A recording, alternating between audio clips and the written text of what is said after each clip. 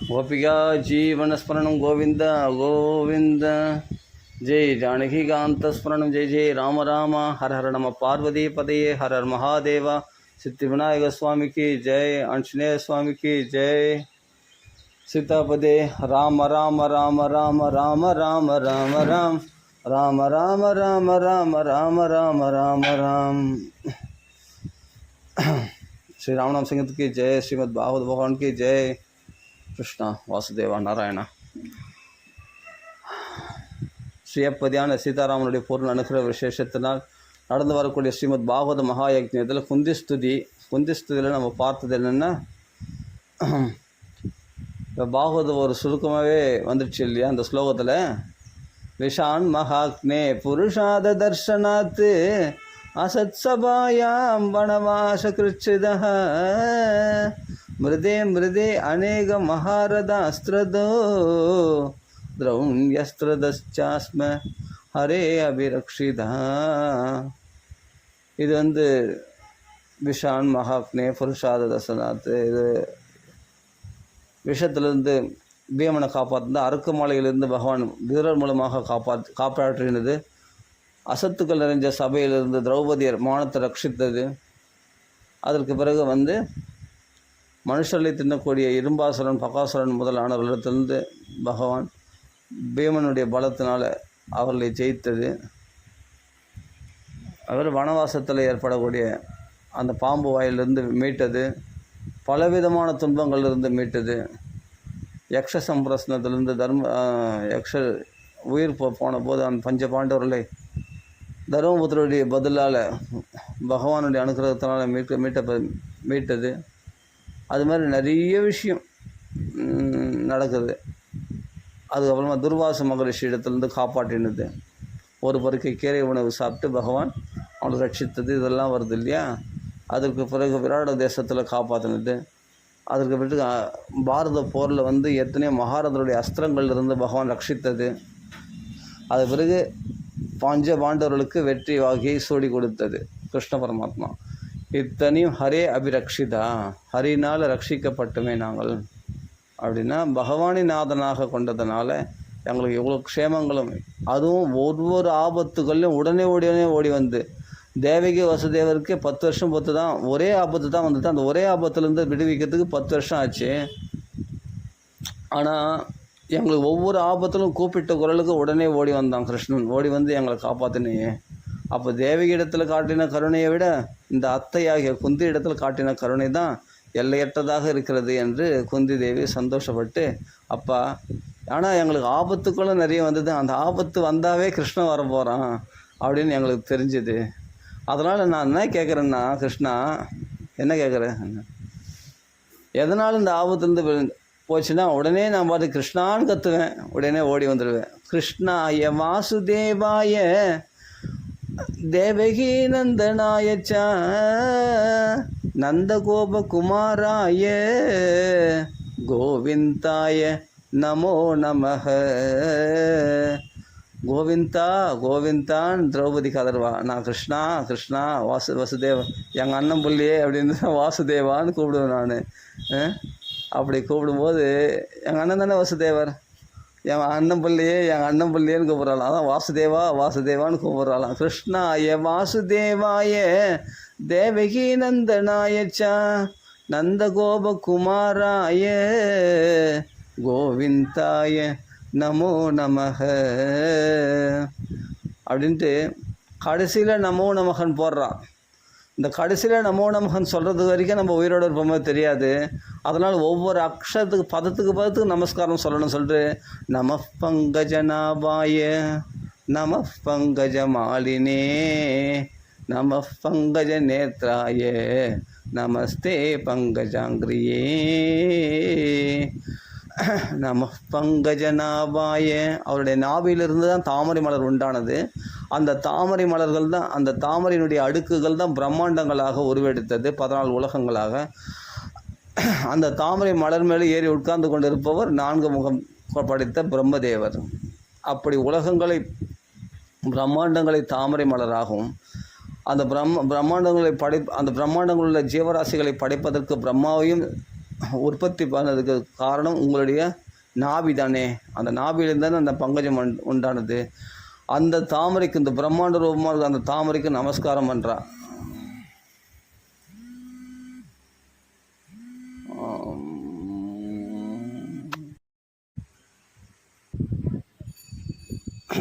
பகவான் வந்து ராம ராம ராம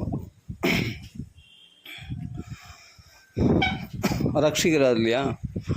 நீ எப்படிலாம் என்னை ரட்சிச்சிய கிருஷ்ணா அப்படின்னு அவன் என்ன பண்ணுறா, நமஸ்காரம் பண்ணுறா. ஒவ்வொரு பாதத்துக்கும் நமஸ்காரம். 4 பாதங்கள் இல்லையா ஒரு ஸ்லோகத்தில். அதில் ஒவ்வொரு பாதத்துக்கும் ஃபஸ்ட்டு முதலே நமஸ்காரம் பண்ணிடுறான். அது வரைக்கும் இந்த குந்தியாத்த உயிரோடு இருப்பன இருக்க தெரியாதுப்பா. அதனால் ஒவ்வொரு பாதத்துக்கும் நமஸ்காரம் பண்ணுறேன்னு சொல்லி நம்ம பங்கஜ நாபாய, எந்த நாபியிலிருந்து தொப்புளிலிருந்து பெரிய பிரம்மாண்டமயமாக தாமரை மலர் உண்டானதோ, அந்த தாமரை மலரில் எந்த பிரம்மதேவி ஏறி உட்கார்ந்து கொண்டு இருந்தாரோ அப்படியேப்பட்டது உற்பத்தி பிரம்மாண்டத்துக்கு உற்பத்தி ஸ்தானமாக இருக்கக்கூடிய அந்த நாபி கமலத்துக்கு ஒரு நமஸ்காரம் பண்ணுறேன் அப்படின்ற. நம பங்கஜ நாபாய நம பங்கஜ மாலினே. பக்தர்களால் ஆய்ந்து கோர்க்கப்பட்ட தாமரை மலர்களால் சூட்டப்பட்ட அந்த தாமரை மாலை அணிந்தோனே அப்படிப்பட்டவனுக்கு நமஸ்காரம். எத்தனை பக்தர்கள் கண்ணீர் விட்டு கொண்டு தங்கள் கவலைகளை தெரிவித்து கொண்டு அந்த மாலைகளை கட்டி கட்டி போட்டிருப்பாங்க. மனம் உருகத்தோடு உண்மையான பக்தியோடு எத்தனை பக்தர்கள் அந்த தாமரை மலர்களால் தொழுது மாலை போட்டிருப்பாங்க. அந்த பக்தர்களையே தாமரை மாலையாக அணிந்தவன் பகவான் ஒரு விதத்தில் பார்த்தான். அந்த பக்தர்களால் கொடுக்கப்பட்ட தாமரை மாலைகளை அணிந்தவன் அப்படின்னு அர்த்தம். நம பங்கஜ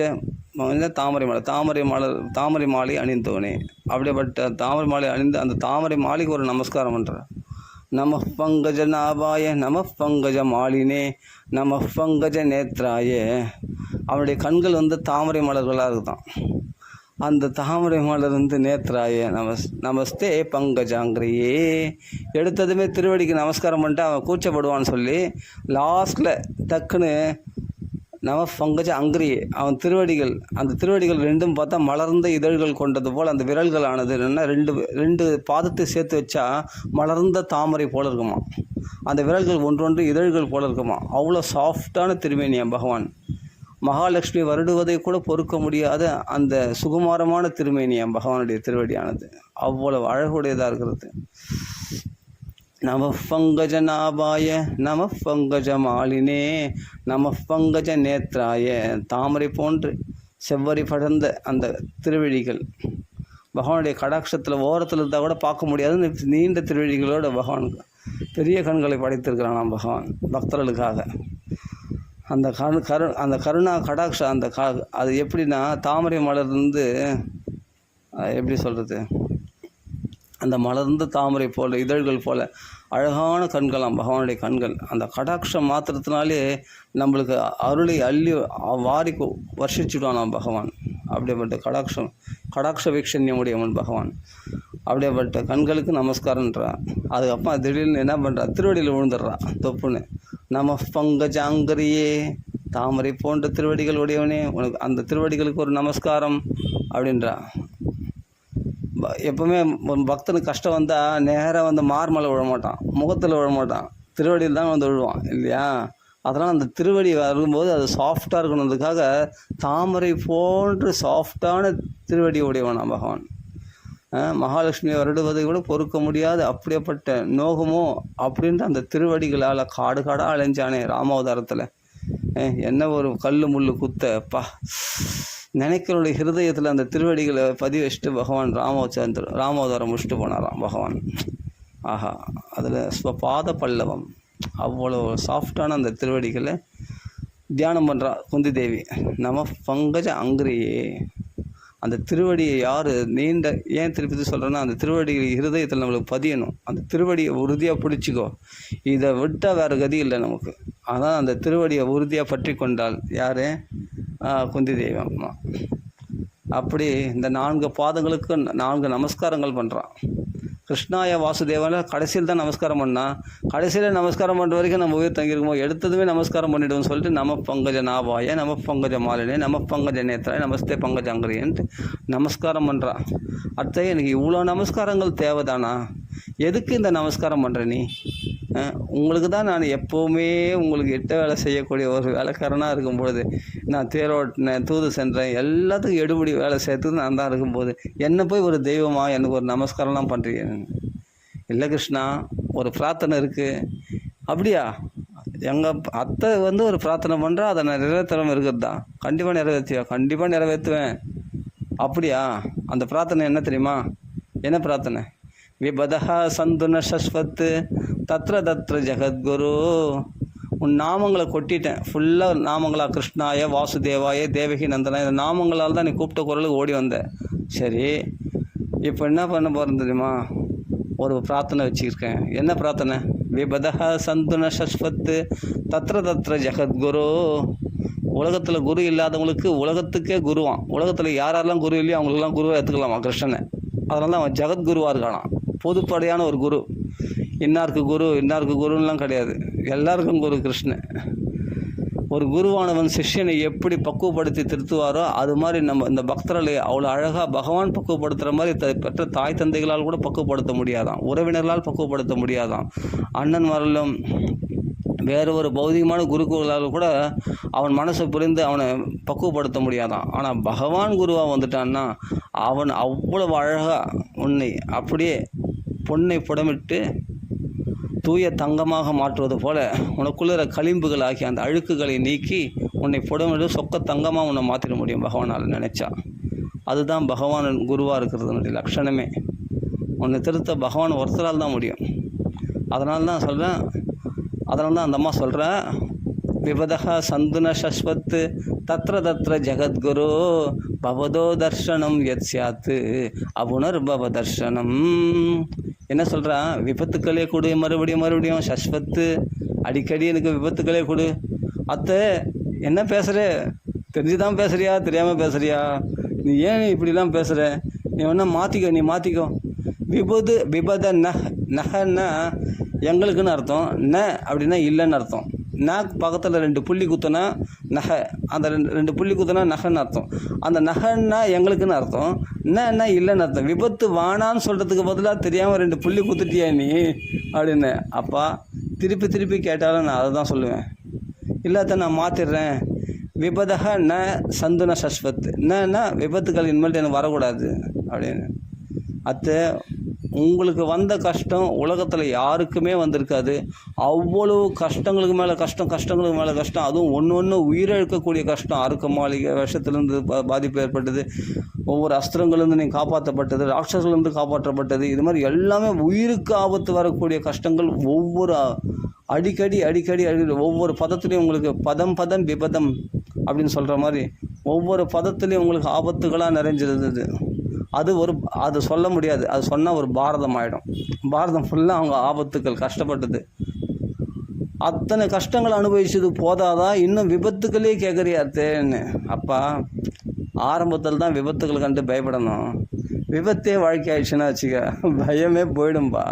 ஏன்னா விபத்து வந்தால் நீ வரப்போகிற, புரியுதா? விபத்துக்கள் வந்தால் தான்பா பவதோ தர்ஷனம், உன் தர்ஷனமே எனக்கு கிடைக்கும், உன்னை நினைக்கவே முடியும் முதல்ல. அதனால் நீ ஜெகத்குரு. நான் திருப்பி நீ வானா மாற்றிடுறேன்னு சொன்னால் கூட நான் வரத்தை வேறு மாற்றி கேட்க மாட்டேன், இதே வரத்தை தான் கேட்பேன். என்ன வரம்னா விபத நக எங்களுக்கு விபத்து வந்து கொண்டே இருக்கணும். ஆனால் எல்லாருக்கும் வர விபத்துக்கள் மாதிரி கிடையாது. எத்யாத் அபுனர்பவ தர்ஷனாத். எத்துன்ற ஒரு பதத்துக்கு மட்டும் இங்கே ஸ்ரீதரர் அழகாக வியாக்கியானம் பண்ணியிருக்காரு. ஸ்ரீதரருடைய வியாக்கியானம் தான் படிக்கணும் நியாயமாக பார்த்தா. ஸ்ரீதரர் வியாக்கியானம் அழகாக பண்ணியிருக்காரு. என்னென்னா இந்த எத்யாத்துன்ற ஒரு பதத்தை மட்டும் தூக்கி மேலே போட்டார். என்னென்னா எந்த ஆபத்துக்கள் வந்தால் கிருஷ்ணா நீ வர வேண்டியது இருக்குமோ அப்படிப்பட்ட ஆபத்துக்களை கொடு. மற்றவங்களுக்கு சாதாரண மக்களுக்கு வரக்கூடிய ஆபத்துக்கள் கிருஷ்ணனை மறக்க செய்யும் ஒரு சில விஷயங்கள்.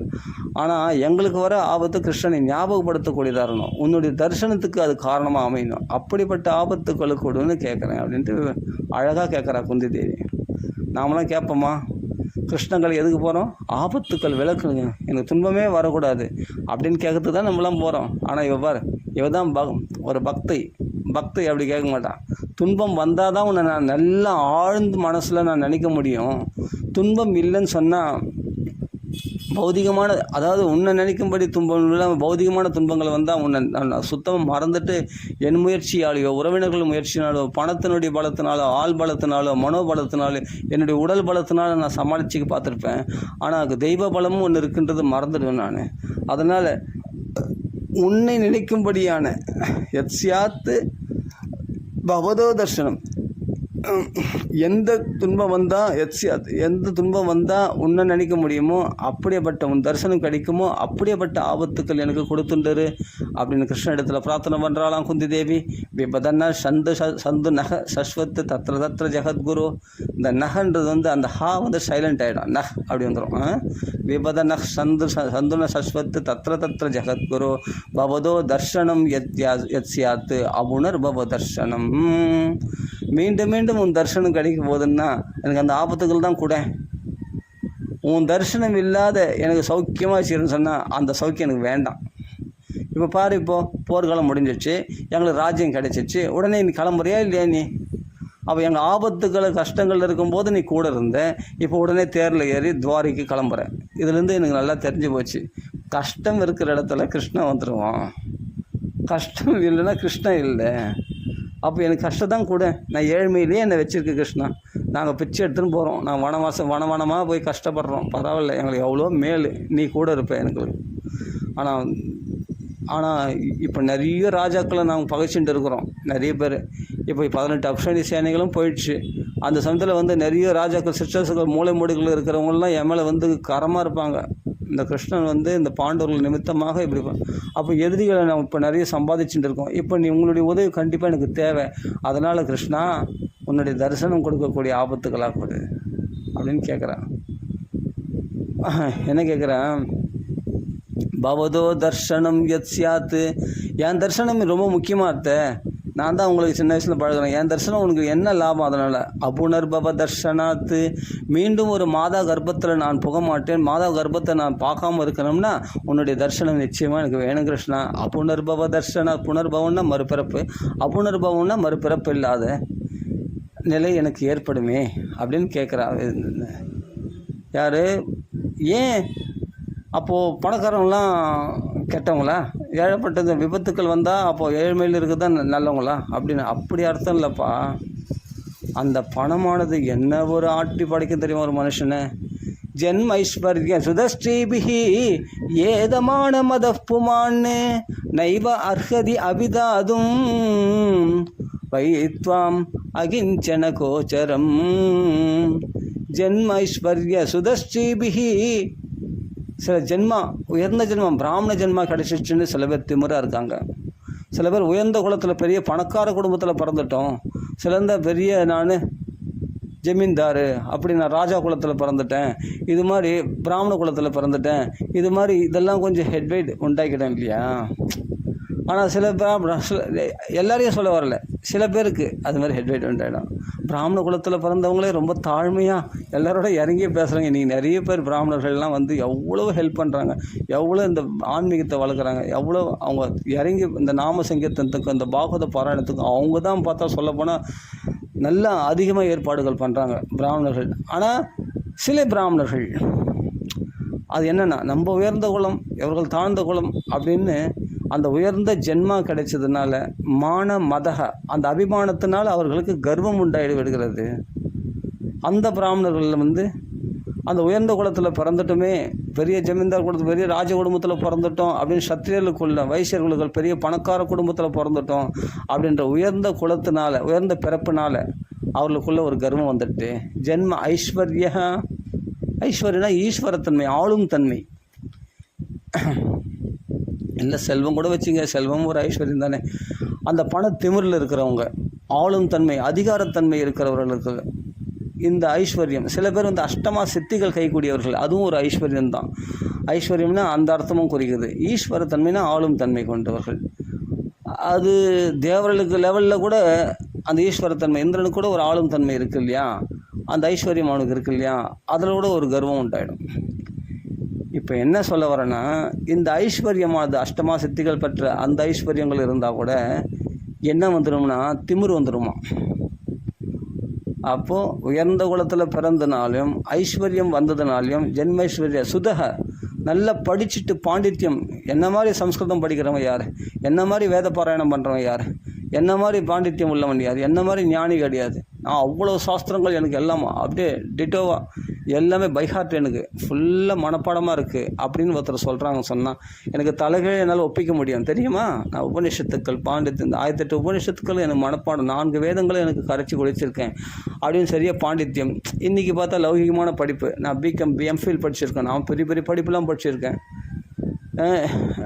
நான் டாக்டரேட் எல்லாம் வாங்கியிருக்கேன், நான் பெரிய பெரிய படிப்புலாம் படிச்சிருக்கேன்.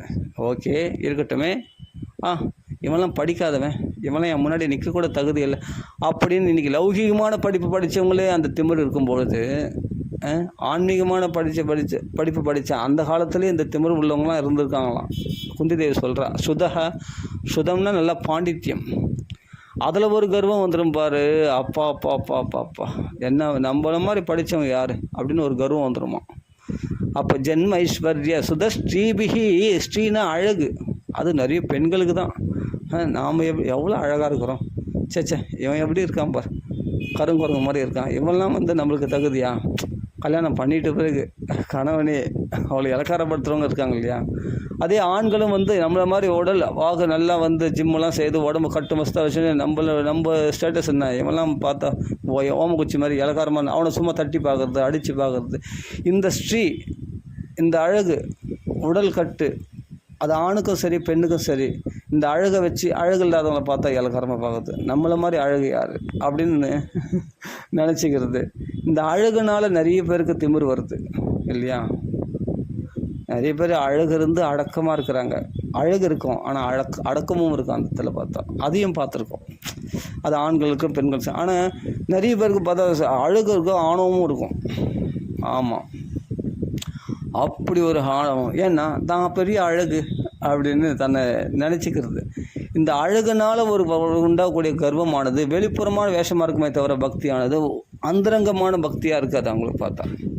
ஏன்னா மதம் கர்வம் உள்ளே வந்துடுச்சுனாவே அந்த பக்திக்கு அதை ஸ்பாயில் பண்ணிடும். அதனால் என்னென்னா ஸ்ரீஹி இத்தனையும் உயர்ந்த குல பிறப்புனாலேயோ பணம் மதத்தினாலேயோ நல்ல படிப்பு மதத்தினாலேயோ அழகுன்ற ஒரு மதத்தினாலேயோ இதுதானே கெட்டுருது ஒரு மனுஷனுக்கு. இதெல்லாம் எதுவுமே இல்லைப்பா, அவன் அழகாக இல்லை, பணக்காரனாகவும் இல்லை, நல்ல படிப்பும் இல்லை, சாதாரண பாமரனாக இருக்கிறான், ரொம்ப நல்லது.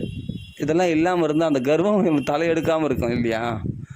அதனால் நம்ம அகிஞ்சனை, இந்த கொஞ்சம் கூட அப்படியே இருந்தாலும் அவைகளில் பட்டுதல் இல்லாமல் யார் இருக்கிறாங்களோ, அதில் கர்வப்படாமல் யார் இருக்கிறார்களோ அவர்களுக்கு தான் கோச்சரமாக சுலபமாக கிருஷ்ணா ராமா கோவிந்தான் பகவான் நாமங்களை கீர்த்தனை பண்ண முடியும், பகவானை கூப்பிட்டு அழைக்க முடியும், பகவான் இடத்துல சுலபமாக பேச முடியும், பாகவத பாராயணம் பண்ண முடியும், பகவானை சதா நினச்சிட்டு இருக்க முடியும், பகவத் பக்தி பண்ண முடியும். அவர்களுக்கு தான் அது அருகதை உடையவர்களாக இருக்கிறார்கள்.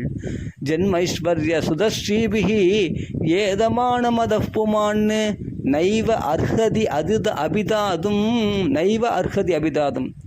அவனுடைய நாமங்களை சொல்வதற்கும் கிருஷ்ணா ராமா கோவிந்தான்னு மனசார ஃப்ரீயாக ரிலாக்ஸேஷனாக அவனுடைய நாமத்தை சுலபமாக தன் வாக்கில் சரளமாக வரணும். வாக்கில் நாம ஒரு கண்டிஷனுக்காக ஒரு இடத்துக்கு போனால் மட்டும் நாம சொல்கிறதில்ல, வீட்டில் சகஜமாக எப்பொழுதும் நாக்கில் வந்துட்டே இருக்கணும். பகவான் நாம ரீங்காரம் விட்டுட்டே இருக்கணுமா, சரளமாக வந்துட்டே இருக்கணுமா, வேறு அந்நிய பேச்சு வரக்கூடாது.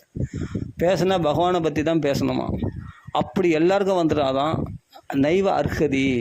இந்த கர்வம் உள்ளவர்களுக்கு பணத்திமிரோ குலத்தினுடைய திமிரோ பிறப்பினுடைய திமிரோ அழகனுடைய திமிரோ படிப்பினுடைய திமிரோ இதெல்லாம் இருக்கிறவங்களுக்கு கிருஷ்ண பக்தியானது கிருஷ்ண நாமத்தை கூட சொல்ல விடாது. நைவ அர்ஹதி, அதுக்கு அருகதையற்றவர்களாக போய்விடுகிறார்கள். ஆனால் யாருக்கு சொல்ல முடியும்னா அடுத்து சொல்கிற பாருங்க, ஜன்மைஸ்வர்ய சுதஸ்ரீபிகி ஏதமான மதப்புமான்னு நைவ அர்ஹதி அபிதாதும் வைத்வாம் அகிஞ்சன கோச்சரம்.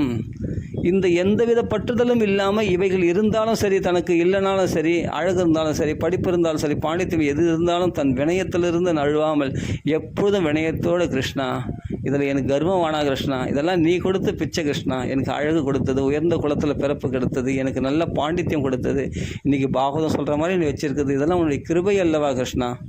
எனக்கு இந்த பாகவதத்தில் எனக்கு இவ்வளோ ஆர்வம் உண்டாகுமா, உன் கிருபை இல்லாமல் எனக்கு இந்த ஆர்வம் உண்டாயிடுச்சு. இன்றைக்கி நான் 4 ஸ்லோகங்கள், 4 அக்ஷரங்களை நீ போட்டதுனால கிருஷ்ணா, நீ என் குருநாதராக இருந்ததானே கிருஷ்ணா எனக்கு இந்த பாகவதத்தை சொல்லிக் கொடுத்தேன்.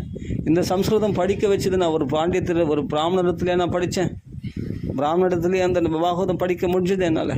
இந்த சம்ஸ்கிருத நாலேஜ் ஆனது எனக்கு பிராமணர்களிடத்துலேருந்து தான் வந்தது. அந்த பிராமணுடைய சங்கம் கிடைச்சது. ஆனால் நீ கற்றுக் கொடுத்தது நீ தானே கிருஷ்ணா. சங்கத்தினால நான் பாகவதம் கேட்டேன், அந்த பாகவதம் படிக்கணும்னு ஆசைப்பட்டேன். இன்றைக்கி நீ தானே கிருஷ்ணா என் நாக்கில் 4 அக்ஷரங்களை போட்டு வச்சுருக்கேன். இன்றைக்கி சரளமான படிக்க முடியுது, இந்த சம்ஸ்கிருதம் படிக்க முடியுதுன்னா அதனுடைய கிருபை அல்லவா கிருஷ்ணா. உன் கிருபை இல்லாமல் என் சாமர்த்தியமா கிருஷ்ணா. நீ கிருபை பண்ண 5 நாளில் பாகவதம் படிக்க வச்சேன், சான்ஸ்கிரிட் படிக்க வச்சேன். இல்லைனா என்னால் இந்த சம்ஸ்கிருத வாசனையே எனக்கு கிடையாது. நம்ம இருக்கிற இடமும் பார்த்தா ஒரு லோக்கலான ஏரியா, இந்த இடத்துல படிப்பாசனே இல்லாத இடம். இந்த இடத்துல வந்து என்னையும் ஒரு பொருட்டாக மதித்து பிராமணருடைய சமாஜத்தில் என்னை உட்காந்து படிக்கும்படி, மூலப்பாராயணம் பண்ணும்படியான ஒரு பாக்கியத்தை கொடுத்தி, அது யாருடைய அனுக்கிறவன கிருஷ்ண அணுகம் எத்கிருபாதோ மூகம் கரோதி வாச்சாலம். ஒரு ஊமையன் கூட நான் சிறந்த வாச்சாலம், சிறந்த பண்டிதனாக, நல்ல பேச்சுத்திறன் உடையவனாக, சொல்லின் செல்வனாக பகவானால் மாற்ற முடியுமா? ராமருடைய அனுக்கிரகத்தினால் சொல்லின் செல்வனாக ஆஞ்சநேயத்துக்கு இருந்தது போல. அப்படி நீ பக்தனுக்கு எந்த ஞானத்தை நீ கொடுக்க முடியாது கிருஷ்ணா. உன்னுடைய கிருபை மட்டும் இருந்தால் போதும் கிருஷ்ணா. எத்கிருபாதோ, எந்த கிருபை மாத்திரம் இருந்தால் போதும். பங்கும் லங்கைய தேகிரியும், நொண்டி கூட மலையை தாண்டுவான்னு சொல்லியிருக்காங்க. அப்படி உன் கிருபை இருந்தால் எது சாத்தியம் இல்லை. கிம்மபி அசாத்தியம் அப்படின்னு சொல்லியிருக்கேன். அப்படியேப்பட்ட உன்னுடைய கிருபை தானே காரணம் கிருஷ்ணா. அதனால் அகிஞ்சன கோச்சரம், உயர்ந்த குலத்தில் பிறந்திருக்கலாம், சிறந்த ஐஸ்வர்யமானா இருக்கலாம், அழகு இருக்கலாம், பாண்டித்யம் இருக்கலாம், ஆனால் அதில் கர்வம் இருக்கக்கூடாது. எவனுக்கு கர்வம் இருக்கானோ அவனுக்கு சரளமாக உன்னுடைய நாமத்தை சொல்லிட்டு இருக்க முடியும். கிருஷ்ணா, ராமா, கோவிந்தன், பகவன் நாமத்துக்கு ஸ்ரீங்காரம் கீர்த்தனை செய்து கொண்டும் உன்னுடைய கதைகளை பேசிக்கொண்டும் அவர்கள் ஆனந்தம் அனுபவிக்கிறார்களே, ஆஹா, அவர்கள் அனுபவிக்கிற ஆனந்தத்தை யாராலையும் பிடுங்க முடியாது. அப்படிப்பட்ட பேரானந்த நிலையை உண்டாக்கி விடக்கூடியவனாச்சு. அப்படிப்பட்ட நீ இதெல்லாம் பெரிய சொத்தா நினச்சிட்டு இருக்காங்க. சில பேருக்கு வந்து உயர்ந்த குல பிறப்பே சொத்து. அந்த பிராமணத்தன்மையினால் புரோகித தொழில் எத்தனையோ தொழில்கள் பண்ணி அவர்கள் பழிச்சிடுறாங்க. ஏன்னா அந்த பிராமண குலத்தில் பிறந்ததே சொத்தாக சில பேர் வாழறாங்க. ஐஸ்வர்யம், தன்னுடைய செல்வங்கள் தான் பெரிய சொத்தாக, சில பேருக்கு அஷ்டமா சித்திகளே சொத்தாக. சாமியாரங்களாம் நிறைய பேர் பணம் சம்பாதிக்கிறாங்க அந்த சித்துக்களை வச்சு. அது ஒரு சொத்தாக இருக்கும் சில பேருக்கு. சில பேர் நல்ல ஐஸ்வர்யம், நிறைய பணம். சில பேர் அதிகாரம் வந்து சொத்தாக இருக்கும். சில பேர் பணம் தான் சொத்தாக இருக்கும். சில பேர் குடும்பம் தான் சொத்தாக இருக்கும். சில பேர் நிலம், வீடு, வாசல், மனைவி, மக்கள், காரு, பங்களா இதெல்லாம் சொத்தாக இருக்கும். ஆனால் இதெல்லாம் சொத்தாக இருக்கும். உயர்ந்த குல பிறப்போ ஐஸ்வர்யங்கள் சொத்தாக இருக்கும். சில பேர் தன்னுடைய படிப்பு தான் சொத்தம். அந்த படிப்பு வச்சு நல்ல வியாபாரம் பண்ணுவான் இல்லையா. தான் கற்ற கல்வியை அது வியாபாரமாக பண்ணுவான். அது ஒரு சொத்து அவனுக்கு அதான் சொத்து. அந்த படிப்பு தான் அவனுக்கு சொத்து. சில பேர் அழகு தான் சொத்து. அழகுனால அந்த அழகையே தன் வியாபாரமாக்கிடுவாங்க. தன் அழகு இல்லைன்னா அவளுக்கு மவுசு இல்லை. இன்றைக்கி சினிமாவில் பார்க்குறோம் இல்லையா, அவ்வளோ பேர் அந்த அழகையே சொத்தாக கொண்டவர்கள் நிறைய பேர். இதெல்லாம் வந்து அவங்களுக்கு சொத்து. தன் அழகானவங்களுக்கு சொத்தாக இருக்கும். அதே சமயத்தில் பாண்டித்யம், படிப்பு சில பேர் சொத்தாக இருக்கும். சில பேர் பணம் நிறைய சொத்தாக இருக்கும். தன்னுடைய உயர்ந்த குலத்தில் பிறந்தது, உயர்ந்த குல பிறப்பே அவர்களுக்கு சொத்தாக இருக்கும். இதெல்லாம் பெரிய பெரிய சொத்தாக அவர்கள் நினைத்து கொண்டு இருப்பார்கள். ஆனால் இவைகளெல்லாம் ஒன்றுத்துக்கு லாய்க்கு இல்லாதது. ஆமாம், இதெல்லாம் இன்பிட்வீன் நடுவில் வந்தது தானே. இதெல்லாம் சும்மா நடுவில், இதெல்லாம் அவ்வளோதானே தவிர இதெல்லாம் தேவையற்றது. இதெல்லாம் பெரிய சொத்து இல்லையா. எதிராக பெரிய சொத்துனா இதெல்லாம் நீங்கக்கூடிய சொத்துக்கள். இதெல்லாம் நீங்காத செல்வம் யாருன்னா நமோ அகிஞ்சன வித்தாய நிவத்த குணவிருத்தையே ஆத்மா ராமாய சாந்தாய கைவல்ய பதையே நமக. நமோ அகிஞ்சன வித்தாயே. இந்த ஒரு சொத்தும் என்னுடைய சொத்தாக தன் அழகை பார்த்து அந்த அழகையே ரசிச்சுட்டு இருப்பாங்க கனலில் பார்த்து. அது அவங்களுக்கு பெரிய சொத்தான்.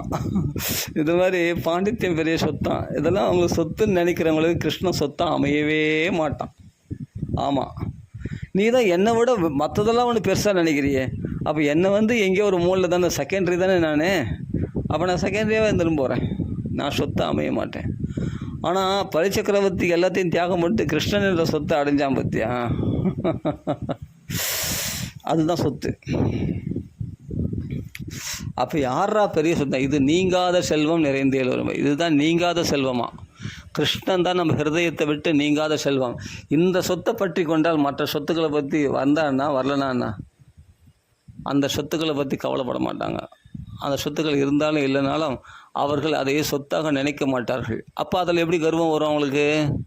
அதை சொத்தாக நினைக்காதவர்கள் அது என்னமோ வெளிப்புறமாக இருக்குது, பணமோ பதவியோ இல்லை பாண்டித்யமோ அழகோ எல்லாம் வெளிப்புறமான விஷயங்கள். ஆனால் அந்தரங்க ஆத்மாவாகி கிருஷ்ணா, நீ தானே என் அந்தரங்க நாதன், எனக்கு என்னுடைய புருஷோத்தமன் நீ தானே கிருஷ்ணா. அப்படிப்பட்ட புருஷர்களுக்குள்ள உத்தமன். புருஷ சுக்தத்தினால ஸ்தோத்திரத்தினால பாடப்படுகின்ற அந்த வேதத்தில் புருஷ சுக்தத்தினால பாடப்படுகின்ற பகவான் நீ தானே கிருஷ்ணா என்னுடைய சொத்து அப்படின்னு கிருஷ்ணனை யார் சொத்தாக வைத்து கொண்டிருக்கிறார்களோ அப்போ அகிஞ்சனை இந்த உலக சொத்துக்களத்தில் அவங்களுக்கு பற்றுதலே இருக்காது. இது உள்டாவை பாருங்கள். இவைகளில் பற்றுதல் இல்லாதவங்களுக்கு தான் கிருஷ்ணனை சொத்தாக நினைப்பாங்க. சரி, கிருஷ்ணனை ஒருத்தன் சொத்தாக மதிச்சிட்டான்னா இந்த சொத்துக்கள்லாம் சப்பு சப்புன்னு போயிடும். இந்த சொத்துக்களை மதிக்கவே மாட்டாங்க. இந்த சொத்துக்கள் இருந்தாலும் இல்லைனாலும் அவைகளில் கர்வம் உண்டாகாது, அவைகள் அபிமானமே உண்டாகுது. மான அபிமானம், மதக கர்வம், இது ரெண்டுமே உண்டாகாது. அபிமானமே உண்டாகுதுன்னா அவனுக்கு கர்வம் எங்கேருந்து உண்டாக போகுது? அதனால்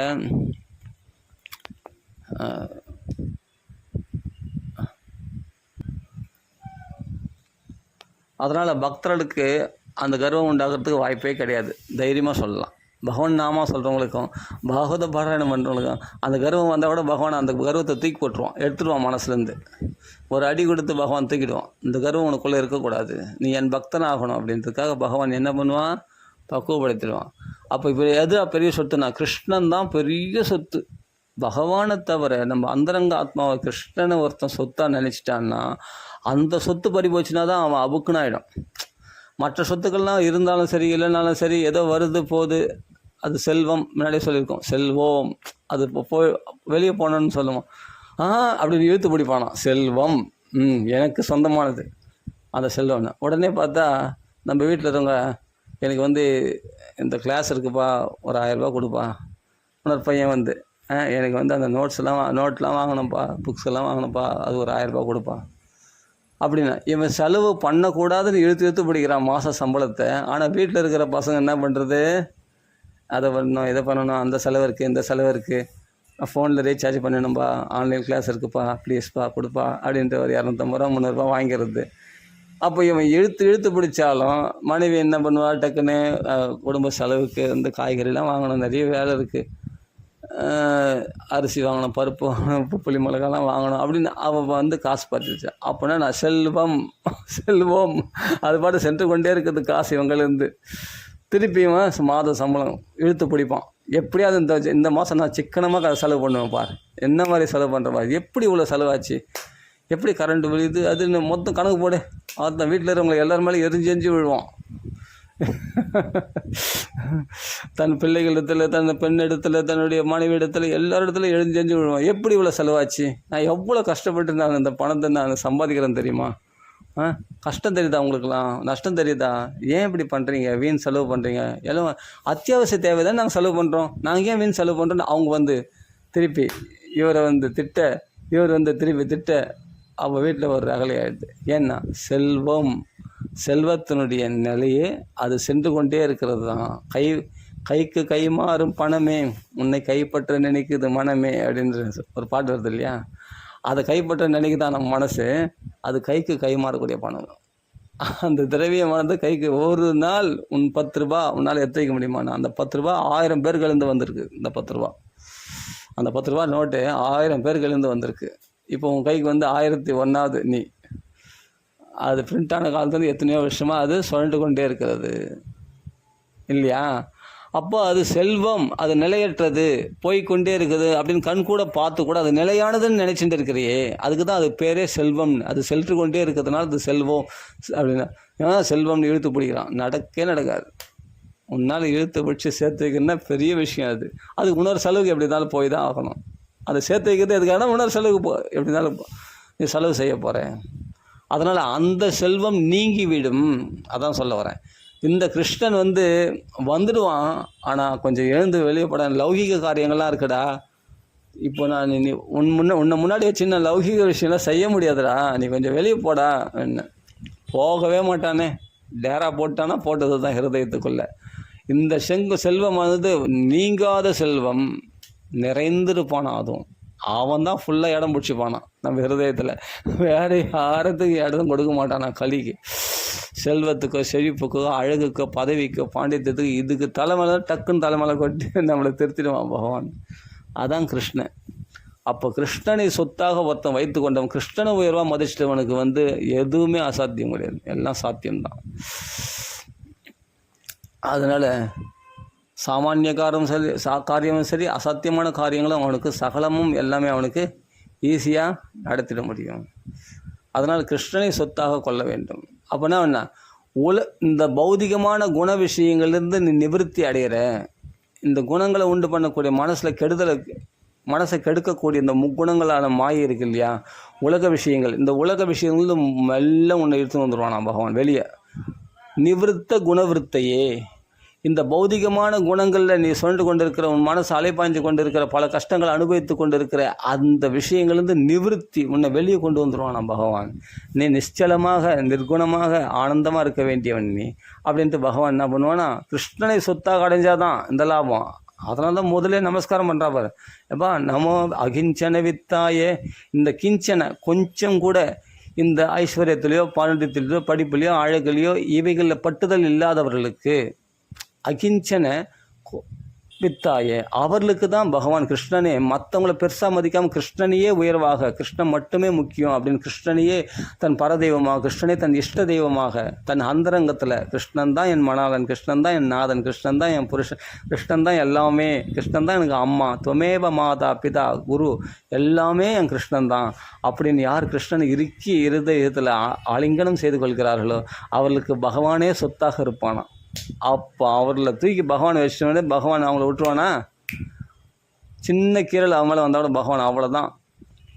அவங்கள பாகவத அபச்சாரம் கொடியது. பஞ்ச பாண்டவர்கள் சொல்கிறாங்க, சமாதானமாக சொல்லிட்டு வா கிருஷ்ணா, சமாதானமாக தூது போயிட்டு வா அப்படின்னு பீமன் சொல்கிறான் 14 வருஷம் நாங்கள் 13 வருஷம் நாங்கள் வனவாசத்தில் கஷ்டப்பட்டுட்டோம், மறுபடியும் அந்த கஷ்டம் திருப்பி நம்ம அதான் இப்போ நம்ம அனுபவிச்சிட்டோம், அந்த அனுபவித்த மறுபடியும் திருப்பி நம்ம வராமையாக இருக்க போகுது, அதான் அனுபவிச்சிட்டோமே, இனிமேல்ட்டு எதுக்கு மறுபடியும் சண்டை சச்சரவுன்னு. வேணா கிருஷ்ணா, போனது போகட்டும், படுபாவி இப்படியே பண்ணிட்டான், எங்களை வனவாசல் அனுப்பிச்சு சித்திரவதை பண்ணிட்டான், இருக்கட்டும், ஆனால் சமாதானமாக போய் பேசிட்டு வா கிருஷ்ணா, சண்டை வேணாம், எங்களுக்கு ஏதாவது ஒரு கொடுக்கட்டும் கிருஷ்ணா, 5 கிராமத்தையாவது கொடுக்கட்டும், நாங்கள் வாழ்ந்துன்னு அப்படியே போயிடுறோம், 5 வீடாவது கொடுக்கட்டும் கிருஷ்ணா, எங்கேயோ ஒரு முள்ளை வாழ்ந்துட்டு போயிடுறோம் கிருஷ்ணா, பெரியவங்களோட பகையெல்லாம் வேண்டாம் கிருஷ்ணா, பீஷ்மர் துரோணாச்சாரியர் இந்த பாவியால் இவரெல்லாம் உயிரிழக்கணும்னு அவசியம் வேண்டாம் கிருஷ்ணா. இதெல்லாம் யோசித்து பீமன் பேசுகிறான். கிருஷ்ணா உத்தியோக பருவத்தில் வருது இது. திரௌபதி சொல்கிறா, உடனே காலில் விழுந்துட்டான், அண்ணா இந்த கூந்தலை நான் முடிக்க மாட்டேன், என்னால் முடியாது அப்படின்னு சொல்லிட்டான்.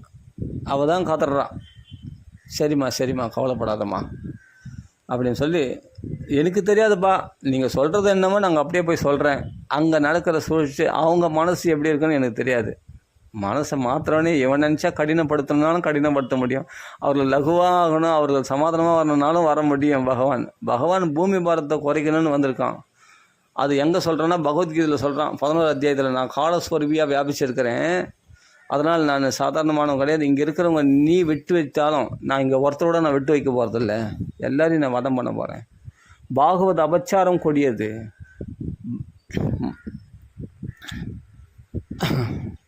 புரியுதா? பாகவத அரசன் அன்று கொள்வான், தெய்வம் நின்று கொள்ளும். புரியுதா? அரசன் உடனே பார்த்து உடனே தண்டிச்சுடுவான், ஆனால் தெய்வம் பொறுத்துன்னு இருக்கும். பொறுத்துட்டு உங்களுக்கு எவ்வளோ அபச்சாரங்கள் பண்ணாங்க, அந்த பாகவத அபச்சாரம் இனிமேல் நீங்களே மன்னிச்சாலும் நான் மன்னிக்கவே மாட்டேன், எனக்கு அபச்சாரம் பண்ணாலும் நான் மன்னிச்சிடுவேன். கிருஷ்ணனுக்கு டைரெக்டாக நீ அபச்சாரம் பண்ணோட பகவான் சரி ஓஞ்சி போகுது, போனால் போயிட்டு போகிறேன், எதை தெரியாமல் செய்து நான் விட்டுருவேன். ஆனால் என் பாகவதர்களுக்கு பக்தர்களுக்கு பஞ்ச பாண்டவர்களுக்கு நீ அபச்சாரம் பண்ணிட்டீங்கல்ல, ஒருத்தரை கூட நான் உயிரோட விட போகிறதில்ல, எல்லாரையும் சஃபா பண்ணிட்டேன், அவ்வளோதான், யாரையும் விட்டு வைக்க மாட்டேன். பாகவத அபச்சாரம் மட்டும் ரொம்ப ரொம்ப கொடியது, பகவான் மன்னிக்கவே மாட்டான் அந்த பாகவத அபச்சாரத்தை. அப்போ தான் துரியோதனன் யாரும் சமாதான தூதா போக சொல்கிறான், பீமனே சொல்கிறான், கோபிஷ்டன் அவனே சமாதானமாக போயிட்டு வான்னு சொல்கிறான். ஆனால் அங்கே நடக்கிறது வேறு விதமாக நடக்கிறது. கிருஷ்ணனே கட்டி போட முயற்சி பண்ணுறான் அவன் துரியோதனன். அப்படின்னு நான் சண்டை உறுதியாயிடுச்சுன்னு அர்த்தம். அங்கே பகவான் என்ன டெக்னிக்லாம் பண்ணுறாரு பாருங்கள். அந்த தூத்து போடுற இடத்துல பலவித டெக்னிக்கு, எவ்வளோ சூட்சமோ, என்ன கபட நாடகம் பண்ணுறான் பகவான். அதெல்லாம் நீங்கள் படித்து அனுபவிச்சுன்னா கிருஷ்ண பக்தி உங்களுக்கு வராமல் இருக்கிறது தாங்க ஆச்சரியம். சில பேர் கதை சொல்லுவாங்க, நல்ல கதை சொல்லுவாங்க. எப்படின்னா கிருஷ்ண பக்தி வராத மாதிரி அழகாக கதை சொல்லுவாங்க. கொஞ்சம் கூட கிருஷ்ண பக்தி வராத மாதிரி அவ்வளோ அழகாக சொல்லுவாங்க. கிருஷ்ண நாமத்தையே சொல்ல மாட்டாங்க, ஆனால் பாகவதம் தான் பேசுவாங்க, சில பகவத்கீதை தான் பேசுவாங்க. ஆனால் பார்த்தா கிருஷ்ண பக்தி வராத மாதிரி அழகாக சொல்லுவாங்க. எல்லாம் அருவம் சொல்லிட்டு பிரம்மம் எதுவும் சொல்லி கிருஷ்ணனை பற்றி பேசவே மாட்டாங்க. பகவத்கீதை உபன்யாசம் மாட்டாங்க, கேட்டிருக்கோம்.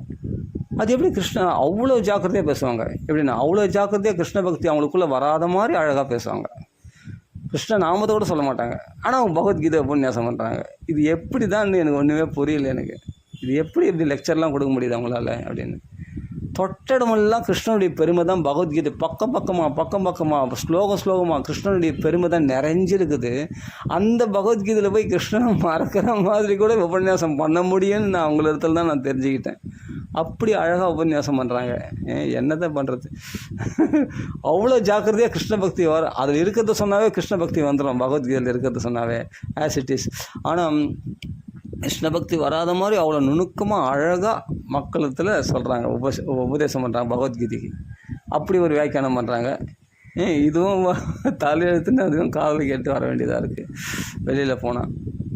சரி, நிறைய பக்தர்கள் எவ்வளோ அழகாக சொல்கிறாங்க பகவத்கீதை. சொல்லுக்கு தித்திப்பாக இருக்குது.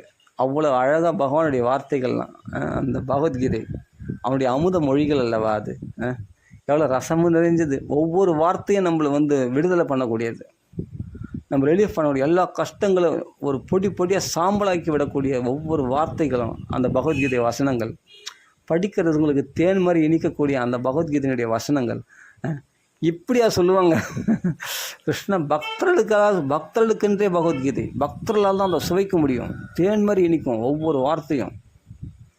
பெரிய மாயில் இருப்பான், ஒரு க்ஷணம் அந்த ஒரு ஸ்லோகத்தை படிச்சிட்டானா அந்த மாயை அப்படியே மாயாம் வேதம் தரந்து உடனே கடந்துருவான். அடுத்த நிமிஷம் அவனுக்கு அந்த கண்ணீர் வற்றி போயிடுமா. அப்படி கிருஷ்ணனுடைய அந்த உபதேசங்களை படித்த மாத்திரத்தினாலே அந்த கண்ணீர் வற்றி போயிடுமா. சோச்சனை அப்படின்ற மாதிரி. அதாவது என்னென்னா ஒரு கடல் மாதிரி அவன் கண்ணீர் இருக்குமா. அந்த கடல் அவனுக்கு துக்கம் அவ்வளோ பெரிய கடல் மாதிரி இருக்குதான். அத்தனையும் வத்த வச்சுடுவானான். அவ்வளோ பெரிய துக்க கண்ணீரை வத்தச்சிடுவானா பகவான். அவ்வளோ பவர்ஃபுல் அவனுடைய வார்த்தைக்கு இருக்குது, கிருஷ்ணனுடைய வார்த்தை அந்த பகவத்கீதைக்கு இருக்குது.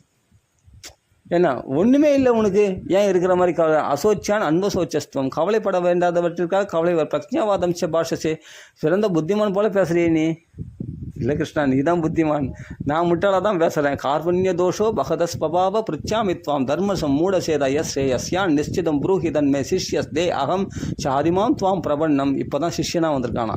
சிஷ்யஸ் தே அகம் சாதிமான் துவாம் பிரபண்ணம். உன்னை சரணமடைகின்றேன் கிருஷ்ணா அப்படின்னா கடைசியில் சரணாகதியில் தான் முடிக்க போகிறார் பகவான். மாம் ஏக்கம் சரணம் ரஜான்னு.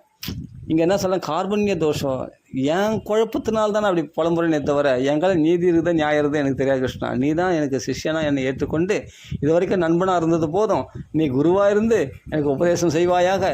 தர்மசம் மூட செய்தா, தர்மம் எதுன்னு எனக்கு தெரியாமல் நான் என்னுடைய மூட புத்தினால் தெரிஞ்சு கொள்ளாமல் இருக்கிறேன், நீ புரிய வை கிருஷ்ணா அப்படின்னு அழகாக கேட்குறான் அர்ஜுனன். அதுக்கு பிறகுதான் பகவான் முக கமலத்திலிருந்து அந்த மகரந்தமானது தூவுது, அந்த வாசனையானது பறக்குது, அந்த பகவத்கீதான்ற வாசனையானது அப்படி வர்ஷிக்கிறான் பகவான். என்ன அமிர்தம் இல்லையா? அப்படி அந்த பகவத்கீதையில் அப்படி அருமையாக அமிர்தமயமான வார்த்தைகளை பகவத்கீதை, பகவானுடைய அந்த பாடல் அழகாக இருக்குது பாருங்கள். அந்த வரிகள்லாம் எவ்வளோ அழகாக இருக்குது, அவனுடைய ஸ்லோகங்கள்லாம். அந்த பகவத்கீதையை ஒவ்வொரு ஸ்லோகமாக ரத்தனம். குதஸ்பா கஷ்மலமிதம். ஆஹா, எங்கத்துல வந்தது உனக்கு இந்த கவலை அப்படின்னும் போதே நம்மளுக்கு அந்த கவலைலாம் போன மாதிரி இருக்குது பாருங்கள். அவன் கேட்ட கேள்வி எங்கேருந்து வந்தது? அனாதியம் அஜிஷ்டமும் அஸ்வர்யம் அகிர்த்திகரம் அர்ஜுனா. இது புகழை கெடுக்கக்கூடியது, சொர்க்க சௌக்கியத்தை கெடுக்கக்கூடியது. நீ சொர்க்கத்தில் நரக துன்பத்தை அனுபவிச்சுட்டு இருக்கியே, நீ சொர்க்கலோக சௌக்கியத்தை அனுபவ அனார்யம். ஒரு ஆரியனாக இருக்கக்கூடிய ஆரியனை இவ்வளோ கம்பீரமாக இருக்க வேண்டியவன் சும்மா கோழை மாதிரி இருக்க. இந்த பேடித்தன்மை அழியின் தன்மை அடையாதே. கிளைப்பிய மாஸ் பார்த்தா அப்படின்னு சொல்கிறார் இல்லையா. இந்த அழியின் தன்மை உனக்கு எங்கேருந்து வந்தது? நீ ஆரியன், நீ மகா பராக்கிரமசாலி வீரன் அல்லவா, சர்வ சாஸ்திரம் கற்றுணர்ந்தவன் அல்லவா, நீ சிவபெருமான இடத்துல சண்டை போட்டவன். நீ இந்த அல்ப விஷயத்துக்கு போய் கவலைப்பட்டு இருக்கிறாயே. யுத்தம்னா உனக்கு புதுசா? யுத்தத்தில் பழக்கப்பட்டதுனால தானே உன்னை ஈடுபடுத்துகிறேன். ஒரு கோழையை போய் ஈடுபடுத்துவேனா யுத்தத்தில் போக சொல்லி அப்படின்னு பகவான் அவ்வளோ அழகாக சொல்கிறார். என்ன அழகான மதுரமான வார்த்தைகள் தெரியுமா? அதெல்லாம் மந்திரங்கள் அல்லவா அந்த பகவத்கீதை. திருப்பி திருப்பி படிக்கணுங்க. அனுபவிக்கிற பாக்கியம் இருந்தால் அனுபவிப்பான். அதெல்லாம் பாக்கியம் இருந்தால் தான் கிடைக்கும். அது எல்லாருக்கும் அனுபவிச்சிட முடியாது பகவத்கீதையை. சொல்லுக்கு சொல்லு இறைவன் பேசினது, இறைவன் பேசினது, கிருஷ்ணனுடைய வார்த்தை, கிருஷ்ணனுடைய முகக்கமலத்திலிருந்து உதித்த இந்த மகரந்தங்கள், தாமரை மலர்ந்து உதிர்ந்த மகரந்த வாசனம் அப்படியே மனமாக இருக்கும். அப்படியேப்பட்ட இந்த பகவான் வாக்குலேருந்து உதிர்த்த இந்த அமிர்தம் அப்படியே வர்ஷிக்கிறான் காது வழியாக. அப்படியே பருக வேண்டாமா? அழகாக பருகலாமே. என்ன மாதிரி ஸ்லோகம்? எத் கரோஷி எதஸ்னாசி எஜ்ஜுஹோஷி ததாசி எத் தபஸ்யசி கவுந்தே தத்குருஷ்வம் அதர்ப்பணம். எனக்கு அர்ப்பணம் பண்ணுறா. மண்மனாபாவ பத்மக்தோ மத்தியாஜி மாம் நமஸ்குருஹு அப்படின்னு தான் சொல்கிறானே பகம். மாமேஷ் வைசியசி மத்பக்தா, என் பக்தனா ஆயிடு, என் பக்தனா ஆயிடு, என் பக்தனா ஆயிடுன்னு கிருஷ்ணன் சொல்கிறானே ஒவ்வொரு இடத்துலையும். அவன் பக்தனாகிறதுல என்ன கசகுதா? அவன் லீலைகள் என்ன, அவன் கபட நாடகம் என்ன, அவனுடைய கதைகள் என்ன? ஆஹா, அந்த லீலைகளில் மனசை பறி கொடுத்துட்டா திருப்பி எடுக்க முடியுமா? அப்புறம் உலக கவலைகள் ஏன் வருது அவனுக்கு? கிருஷ்ண லீலைகளில் தன் மனசை மிதக்க விடலாம், அதனால் அவனுக்கு உலக கவலைகள் வருதே தவிர அவன் ஆனந்தமாக அந்த கிருஷ்ண லீலைகளில் மனசை பறி கொடுத்துட்டா எடுக்கிறதுக்கு அவனுக்கு சக்தி இருக்குதா? அந்த மனசை அவன் திருப்பி எடுத்துட முடியுமா கிருஷ்ணனிடத்துலேருந்து? அவன் கோகுல லீலைகளையும் பிருந்தாவன லீலைகளையும் அந்த மதுரா லீலைகளையும் அந்த துவாரகா லீலைகளையும் அடேங்கப்பா, அந்த அஸ்தனாபுரத்தினுடைய லீலைகளும் அந்த குருஷத்திர லீலைகளும் எத்தனை லீலைகள் அந்தந்த இடத்துல அவன் பண்ண லீலைகள்னா கடல் மாதிரி இருக்கு. அந்த கிருஷ்ண லீலைகளே போதும், வேறு அவதாரம் கூட வேணாங்க. கிருஷ்ணனுடைய லீலைகளையே அவன் காப்படமாக அவன் பண்ணுற லீலைகள்லாம் நம்ம மனசை சிரிக்க வச்சு நம்ம மனசில் வந்து ஆழ்ந்து பதிய வச்சிடும். அவனே இதில் திருட்டு லீலைகள் என்ன, ராச லீலைகள் என்ன, எவ்வளோ விஷயம் மகாத்மாக்கள்லாம் அப்படி வர்ணிச்சிருக்காங்க இல்லையா, அப்படி வியாக்கியானம் பண்ணியிருக்காங்க இல்லையா. பாகவதமே 10ஆம் ஸ்கந்தத்தில் வந்து ஒவ்வொரு ஸ்லோகத்துக்கும் ஜுஹியாத்து அக்னி ஹோமம் பண்ணணுமா, நெய்யோட பால் பாயாசத்தோடு ஹோமம் பண்ணணுமா. அந்த ஒவ்வொரு ஸ்லோகமும் மந்திரங்களாம் 10ஆம் ஸ்கந்தத்தில் பாகவதத்தில் அப்படிலாம் விதிமுறை சொல்லப்பட்டிருக்கிறது. பாகவத மகாத்மியத்தில் பத்ம புராணம் 6ஆவது அத்தியாயத்தில் அப்படி தான் சொல்லப்பட்டிருக்குன்னா, இந்த கிருஷ்ணனுடைய லீலைகளில் மனசு வந்து உனக்கு வரலன்னு சொன்னால் எவ்வளோ பெரிய பாவியாக இருப்பேன், எவ்வளோ பாவம் பண்ணியிருந்தால் அந்த கிருஷ்ண விமுகையின பகவான் அகேன விமுகையின, தன்னுடைய அகம்னா பாவத்தினால அந்த பகவானை திரும்பி பார்க்காம இருந்திருப்பேன். நீ குந்திஸ்துதிலேருந்து எங்கேயோ போயிடுச்சு வரும் மனசு. சரி நிவிருத்த குணவிருத்தியே உலக விஷயத்திலிருந்து நீ நிவிருத்தி அடையும்னா கிருஷ்ணனுடைய குணங்களை பேசும்போது தான் இந்த மாயா குணங்களானதுலேருந்து நீ நிவிருத்தி அடைய முடியும் அப்படின்றதுக்காக சொல்ல வந்தேன். கிருஷ்ணனை சொத்தாக நினைக்கணும், மற்றதெல்லாம் சொத்தாக நினைக்காத. ஒன்று ஏமாற்றிட்டோம், செல்வம் அதெல்லாம் போயிட்டே இருக்கோம் கைவிட்டு. இது மட்டும் செல்லாத நீங்காத செல்வம். இது செல்வம் தான், ஆனால் நீங்காத செல்வம் நிறைந்து இருக்கும். அதுவும் மனசு நிறைச்சிடாம பாரு. இந்த கொஞ்ச நேரம் கிருஷ்ணனை பற்றி பேசும்போது எவ்வளோ ரசமாக இருக்குது. ஒரு விதத்தில் யூடியூப்பே வந்து எனக்கு சத்சங்கமாக போயிடுச்சு. அழகாக எல்லாருக்கும் சொல்லலாம், இங்கே கேட்குறவங்களும் சொல்லலாம், இங்கே கேட்குறவங்களுக்கும் சத்சங்கமாக போச்சு. கேட்குறவங்களோட பேசுகிறோம். இங்கே என்ன கம்மியாக ஒரு 4-5 பேர் வச்சு நம்ம என்னத்தை சொல்கிறது அப்படின்னு நினைக்கக்கூடாது. ஒருத்தர் இருந்தாலும் யாரும் இல்லைனா கூட ஆஞ்சநேயர் கேட்குறாரு, பகவான் கேட்குறான். எவ்வளோ உத்தவர் பிரகலாதன் இவங்களாம் சூட்சும கூடரூபேன அப்படின்னு சொல்லியிருக்கு பாகவத மகாத்மியத்தில். இவங்களாம் கூடரூபத்தில் வந்து பாகவதம் கேட்பாங்களாம். பிரகலாதர் நாரதர் பராசரர் புண்டரிக வியாசர் அம்பரீஷர் சுகசௌனுக பீஷ்மதால்பியன் ருக்மாங்கத அர்ஜுன வசிஷ்ட விபீஷணாதின் பரம பாகவதான் ஸ்மராமி. இவரெல்லாம் நினச்சிக்கோ, இவங்கெல்லாம் வந்து உட்காந்து பாகவதம் கேட்பாங்க, அப்படி ரசித்து கேட்பாங்களாம். அவர்கள் ஞானத்தை தூண்டி விடுவார்களாம். ஆனந்தமாக நீ பாகவதத்தை ரசிக்கலாம், பாகவதத்தை அனுபவிக்கலாம். சரி, ஓகே, இந்த அப்படியே போயிட்டே இருக்கும். நிவிருத்த குணவிருத்தையே, இந்த உலக விஷயமான குணங்கள்லேருந்து நீ வெளியே வந்துடுவே, போய் சிக்கிக்க மாட்டேன். ஏன்னா கிருஷ்ணனை சொத்தாக கொண்ட போது அந்த சொத்தை பற்றி தான் நீ நிறைய பேசுகிற. அந்த சொத்தை எப்படி பாதுகாக்கலாம், அந்த சொத்தை எப்படி மேலே இன்க்ரீஸ் பண்ணலாம் அப்படின்னு தான் நீ பார்ப்ப இல்லையா. கிருஷ்ண பக்தி மேலே நம்மளுக்குள்ளே எப்படி வளர்க்கலாம் அப்படி தானே பார்ப்பேன். சொத்தை அவ்வளோ சீக்கிரம் இழந்துடுவியா, செலவு பண்ணிடுவியா? செலவு பண்ண இவங்க மனசு வராது.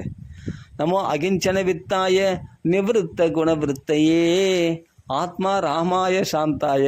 சத்தியமாக சொல்லுங்கள், இப்போ நம்ம யார் எந்த ஒரு பணத்துலையா இல்லை ஆப்பிள் சாப்பிட்றோமா மாம்பழம் சாப்பிட்றோமா, எந்த டேஸ்ட்டு இவ்வளோ குதூகலத்தை உண்டாகுது? என்ன புஷ்டி, என்ன ஜூஸ், ஆப்பிள் ஜூஸு மாம்பழம் ஜூஸு, நல்லா பால் சாப்பிட்றோமா தயிர் சாப்பிட்றோமா மோர் சாப்பிட்றோமா, என்ன சாப்பிட்றோம்? கிருஷ்ண கதையை அமிர்தத்தை அனுபவிக்கின்றோம். பீயுஷ பானாய ரசலம்படாக, அந்த ரசத்தில் பேராவலோடு நாம் ருச்சிக்கின்றோம். பிபதக பாகவதம் ரசமாலயம், இது பருகிறோம் இல்லையா கிருஷ்ண கதைகளை.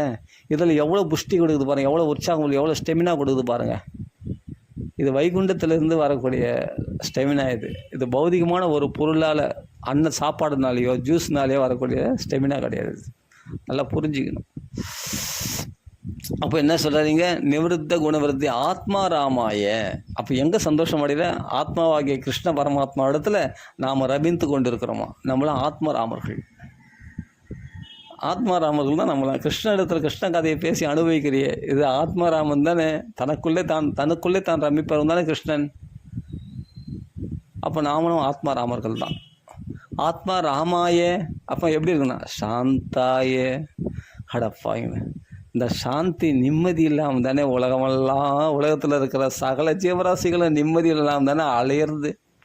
அங்கே வருது இங்கே வருது அங்கே வருது, சாந்தி இல்லையே. நமே சாந்தி பவிஷ்யதின்னு சாந்தி இல்லையே. எங்கே போனால் சாந்தி கிடைக்கும், எங்கே போனால் என்டர்டெயின்மெண்ட் நம்மளுக்கு கிடைக்கும், எங்கே போனால் நல்ல பொழுது போகும்.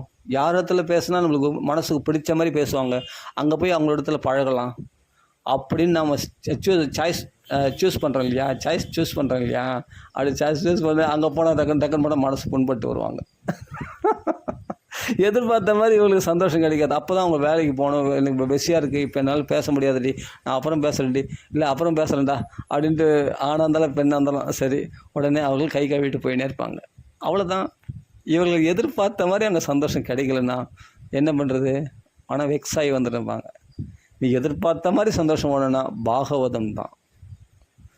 இந்த இடத்துல என்னென்னா வெக்ஸே ஆகாது, ஆனந்தம், சாந்தி. நிம்மதினா அப்பா இது ஏதோ ஒரு நிம்மதி கொடுக்குது. இங்கே நல்ல வெயில் அலைஞ்சவனுக்கு நல்ல ஒரு ஆலமரத்து நிழல் கிடைச்சா, அதுவும் அந்த இடத்துல ஒரு பானை நிறைக்க குளிர்ச்சியான தண்ணீர் இருந்தால் எப்படி இருக்கும் அவனுக்கு?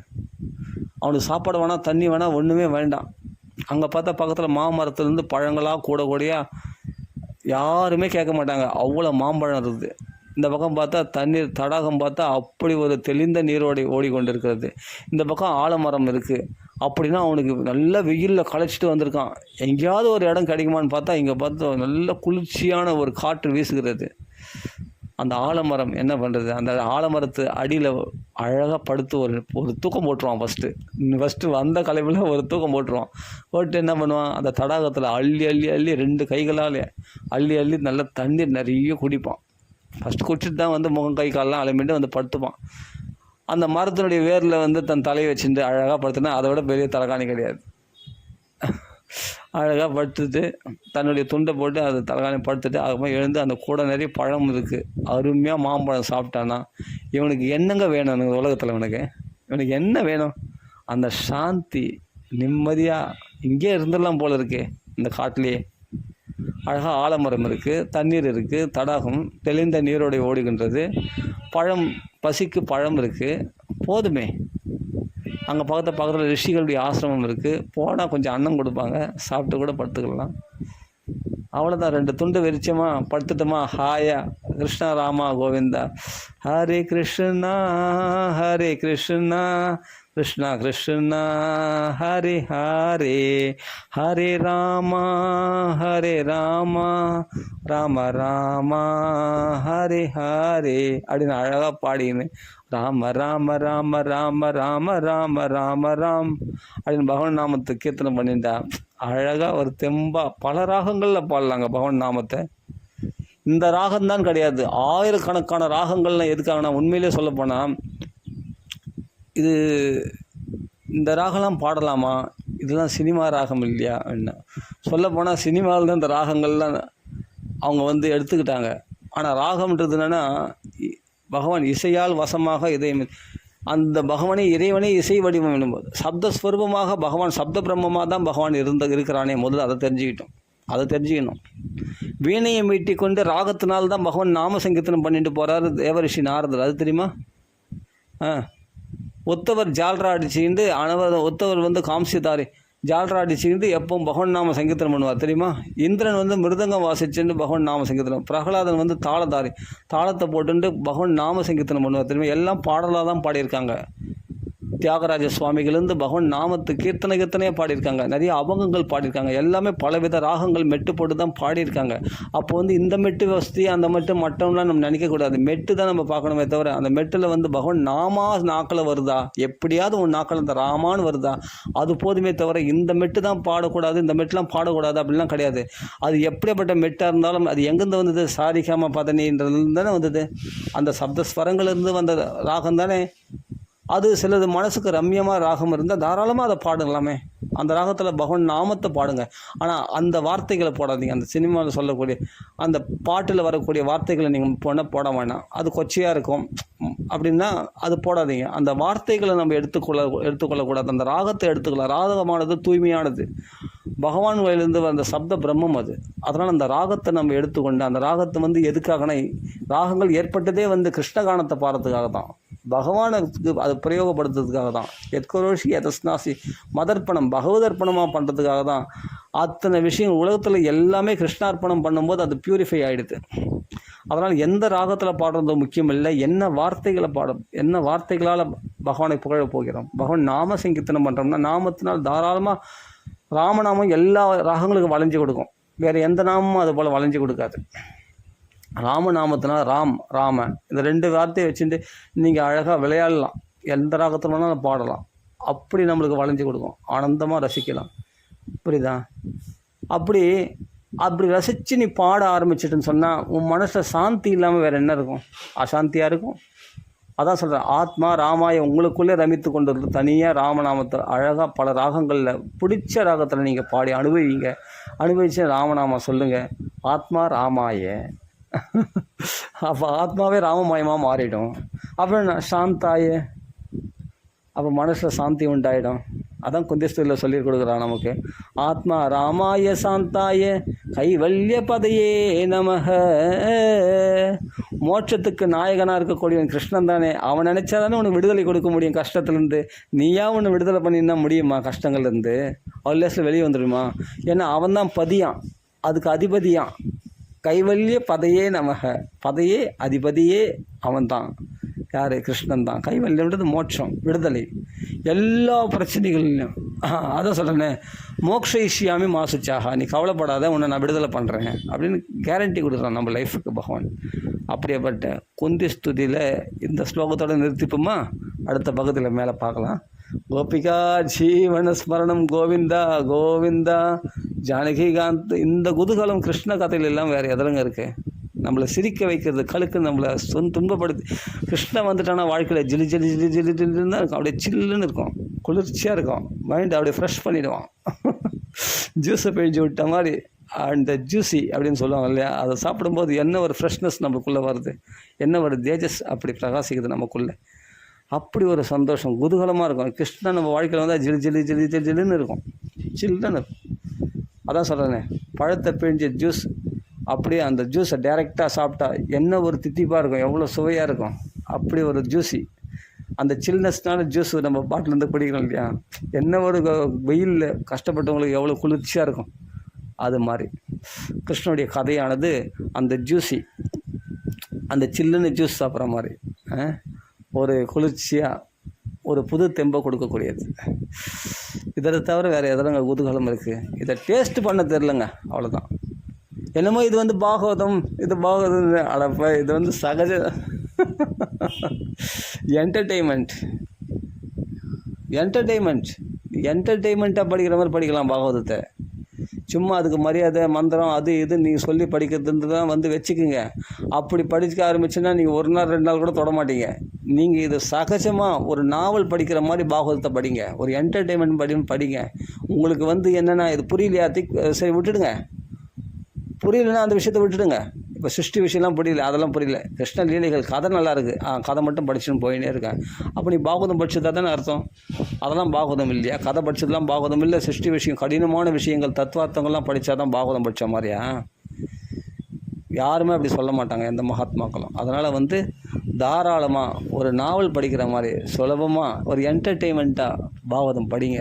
உங்கள் மனசில் ஆத்மார்த்தமாக ஆகிடுங்க. அது வேறு ஒன்றும் இல்லை, அவ்வளோ சுவையோடையதாக இருக்கும். எதுவுமே சகஜமாக, அதான் சொல்கிறேன், கடினமான சாதனைகளை காட்டிலும் சரளமான ஹிருதயம் தான் முக்கியம். சரளமாக எதுவுமே எடுத்துங்க, ஈஸின்னு நினச்சிங்க, எல்லாமே ஈஸியாக இருக்குங்க. பகவத்கீதை, பாகவதம், அது நல்ல விஷயத்தில் நாம் அதை பயன்படுத்தணும், அந்த சகஜத்தன்மையை. அதுக்காக நம்ம எல்லாத்தையும் எடுத்து உள்ளே விட்டுக்க முடியாது இல்லையா? சந்தனம் சேரும் ஒருபோதும் ஒன்றாகாது. சந்தனம் தான் சேரு தான். அதுக்காக சேரத்தை பூசிக்க முடியுமா உடம்புலாம்? சந்தனம் நல்லா மனமாக இருக்குது இல்லையா? அந்த மனமுள்ள சந்தனத்தை தான் வாரி பூசிக்கணும் இல்லையா? அது மாதிரி இந்த பாகவதம், பகவத்கீதை, இதில் நம்ம சரளத்தன்மையை பயன்படுத்தி அழகாக அதை அனுபவிக்கணும். ஓகேவா? சரி. கோபிகா ஜீவன ஸ்மரணம் கோவிந்தா கோவிந்தா, ஜெய் ஜானகி காந்த ஸ்மரணம், ஜெய் ஜெய் ராம ராமா. 1 மணி நேரம் ஆகி வச்சு. சரி, மேலே உள்ள விஷயங்களை குந்தி ஸ்துதியில் மேலே உள்ள விஷயங்களை நம்ம பார்க்கலாம் அடுத்த பகுதியில். சீதாபதே ராம ராம ராம ராம ராம ராம ராம ராம் ராம ராம ராம ராம ராம ராம. ஜூஸை பிழிஞ்சு நம்மளுக்கு கொடுத்துருக்காரு சுகாச்சாரியார். அதை பருகுங்கள். பிபதக பாகவதம் ரசமாலயம். மாம்பழத்தில் தோல் உரிக்கணும், கொட்டை வடிவில் ஜூஸ் அப்படியே பிழிஞ்சு ரசமாலயமாக கொடுத்துருக்காரு சுகாச்சாரியர். அனுபவிங்கள். ராம ராம ராம ராம ராம ராம ராம ராம். பாக்கியம் இருந்தால் அனுபவிங்கள் அப்படின்னு சொல்லக்கூடாது. ஏன்னா எல்லாரும் பாக்கியசாலிகள் தான். ஏன்னா இந்த யூடியூப்பில் இப்போ நான் சொல்கிறது நீ கேட்குறீங்கனாவே, கேட்குற நீங்கள் பாக்கியசாலிகள். அதை விட சொல்கிற எனக்கு பெரும் பாக்கியம். உங்களுக்கு இந்த ஏதோ கண்ட விஷயங்களை பேசாதபடி இந்த பாகவத விஷயத்தை பேச வச்சுருக்கானே, எனக்கு உண்மையிலே எனக்கு பகவானுக்கு கோடானு கோடி நன்றி சொல்லணும். நிச்சயமாக இந்த ஏற்பாடு செய்து கொடுத்த பகவானுக்கு, அதே சமயத்தில் கேட்கின்ற உங்களுக்கு என்னுடைய நமஸ்காரங்கள். ரொம்ப நன்றி. சீதாபதி ராம ராம ராம ராம ராம ராம ராம ராம் ராம ராம ராம ராம ராம ராம ராம ராம் ராம ராம ராம ராம ராம ராம ராம ராம் ராம ராம ராம ராம ராம ராம ராம ராம். இந்த பகவத் விஷயத்தை தவிர வேறு யாரும் உங்களை சிரிக்க வைக்கிறது, உங்களை மனசில் குதூகலத்தை உண்டாக்குறது வேறு எதுவும் கிடையாதுங்க. மனசில் ஸ்ட்ராங்காக பதிய வச்சுட்டு நீங்கள் வீட்டில் பாகவதம் நிறைய பாராயணம் பண்ணுங்க. திருப்பி பாராயணம். உங்களுக்கு கஷ்டம் வந்துச்சா உடனே பாகவத பாராயணம். மூடு சரியில்லையா, மூடு சரியாக இல்லாத போது தான் 10 அத்தியாயம் எக்ஸ்ட்ரா படிக்கணுன்றேன். புரியுதுங்களா? ஆமாம், கஷ்டம் வந்தபோது தான் ஐயோ பாகவதம் படித்தா சோதனை வருதுன்னா, சோதனை வரும்போது தான் உன்னை 10 அத்தியாயம் எக்ஸ்ட்ரா படிக்கணும். களிக்கு தலைமையில கொட்டின மாதிரி இருக்கும். நாம சங்கீர்த்தனம் பண்ணால் வீட்டில் சோதனை வருது, கத்துறாங்க. ஏன்டா கத்துற, ராமா ராமான்னு ஏன் கத்துற அப்படின்னு சொன்னால், உன்னை கொஞ்சம் நாம சங்கீர்த்தனம் அதிகமாக பண்ணுங்கள். அவங்க எதிர்த்து பண்ணாதீங்க, தனியாக போய் உட்காந்து நிறைய பண்ணுங்கள். அதுக்காக நாமத்தை விட்டுறாதீங்க. அந்த இடத்த விட்டோன்னா போயிடுங்க, அவங்களுக்கு டிஸ்டர்பன்ஸாக இருக்குதுன்னு சொல்லி அந்த இடத்த விட்டு போய் வெளியே போய் தனியாக போய் உட்காந்து இன்னும் கொஞ்சம் எக்ஸ்ட்ரா நிறைய 1 ஹவருக்கு 2 ஹவராக நாம சங்கீர்த்தனம் பண்ணுங்கள். அப்போ தான் கலிக்கு தத்தே தைரியம் தோ அதவாகா, துணிஞ்சட்சி இறங்கணும். பாகவதம் படிக்கிறது, நாம சங்கீர்த்தனம் பண்ணுறது, அதெல்லாம் விட்டு கொடுக்கக்கூடாது. எதை விட்டு கொடுக்கணுமோ பௌதிக விஷயத்தை விட சொன்னால் விட்டு கொடுத்துருங்க. இல்லை இந்த 10 ரூபாய் என்னது நீ எடுத்துக்காது கூடனா குத்துருங்க அந்த 10 ரூபாயை, அது வேணாம், பௌதிகமான விஷயம். ஆனால் பகவத் விஷயத்தை விட்டு கொடுக்காதீங்க. இது சொத்து, நம்ம அகிஞ்சன வித்தாயா. அதெல்லாம் அதை சொத்தாக மதிக்கக்கூடாது, கிருஷ்ணனை சொத்தாக மதிக்கணும். அதை தான் இங்கே சொல்கிறேன், நம்ம அகிஞ்சன வித்தாயா. அதெல்லாம் நம்ம அதை ஃபாலோ பண்ணுவோம். ராம ராம ராம ராம ராம ராம.